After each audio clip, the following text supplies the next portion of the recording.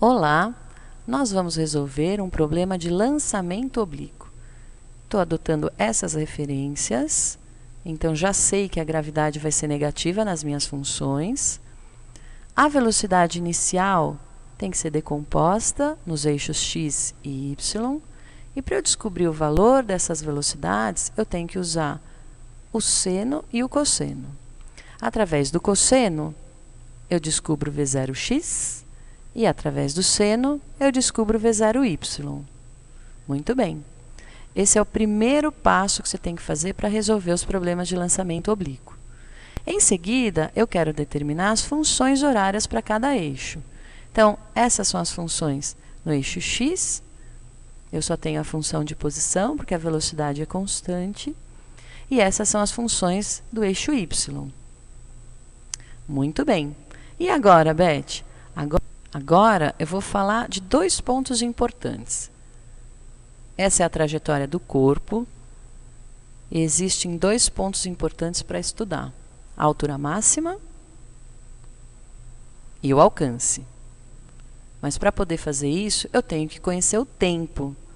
Então, primeiro eu tenho que lembrar que na altura máxima há inversão de sentido. Então, o Vy é igual a zero e eu descubro o tempo de subida. Como? Substituindo na função horária de velocidade. E quando ele chega no chão, quando ele volta, como ele chega na mesma altura de lançamento, o tempo de voo, é o tempo total do movimento, é o dobro do tempo de subida. Existe outro jeito para descobrir o tempo.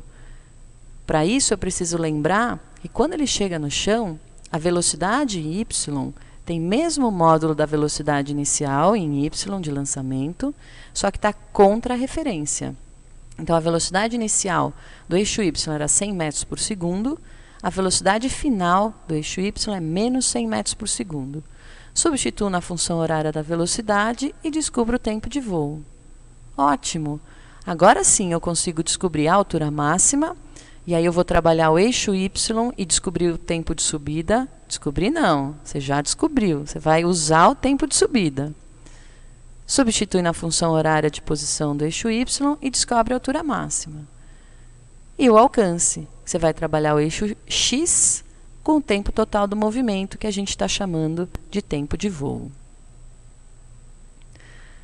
E a velocidade na altura máxima, hein? Isso aí, a velocidade na altura máxima é igual a v0x, porque a gente já falou que vai ter inversão de sentido. Muito bem. Agora, você está visualizando a representação da trajetória. E o que eu quero? Eu quero fazer os gráficos correspondentes à referência y. Então, no tempo zero, em y, esse corpo estava no zero. O tempo de subida é 10 segundos, ele estava na altura máxima. E quando ele volta para o chão, no tempo 20, ele volta para a posição zero. Esse é o gráfico correspondente à posição da referência y.